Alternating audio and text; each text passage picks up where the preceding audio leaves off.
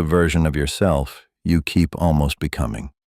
The one who sends the invoice without having it first, walks into the room without explaining why they're there, gets the good month and actually keeps the money instead of finding somewhere for it to disappear. You've been that person for about 72 hours at a time, and then something pulls you back. You call it discipline. You call it self-sabotage. You call it not being ready yet. It's none of those things. Here's what's actually happening. Your brain has a model of you, not a feeling, a prediction, specific and detailed and built over years from every decision you made, every room you entered, every time you charged less than you meant to. All of it filed, all of it reinforced, until the pattern stopped feeling like a pattern and started feeling like a fact. This is what people mean when they say, "That's just who I am." They're not describing the truth.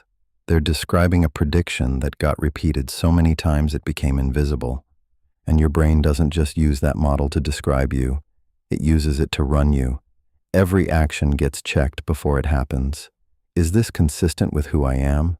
If yes, it flows. No friction, no resistance. Feels like you. If no, you get the hesitation. The sudden need to think it over. The feeling that something's off without being able to name what. That's not intuition. That's the model protecting itself. This is why fake it till you make it works for some people and completely destroys others. When you act outside your model, your brain logs it, not as progress, as an anomaly, a data point that doesn't match the prediction. One anomaly does nothing, but they stack. 3 times you held the price when every part of you wanted to drop it.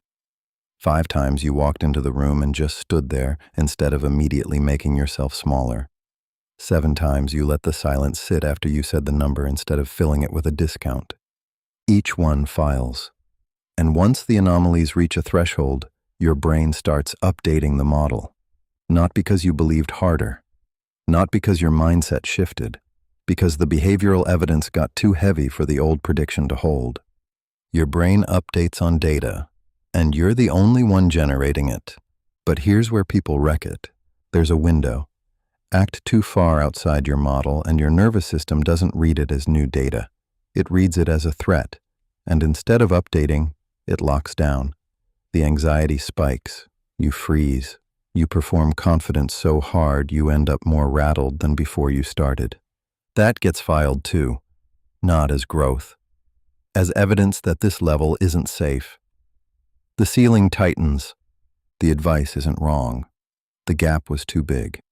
The window is smaller than you think, 15 to 20% above where you currently operate, not doubling your prices overnight, holding them 10% higher and not flinching, not commanding the room, just not apologizing for being in it, not a new identity, just the current one with one thing removed.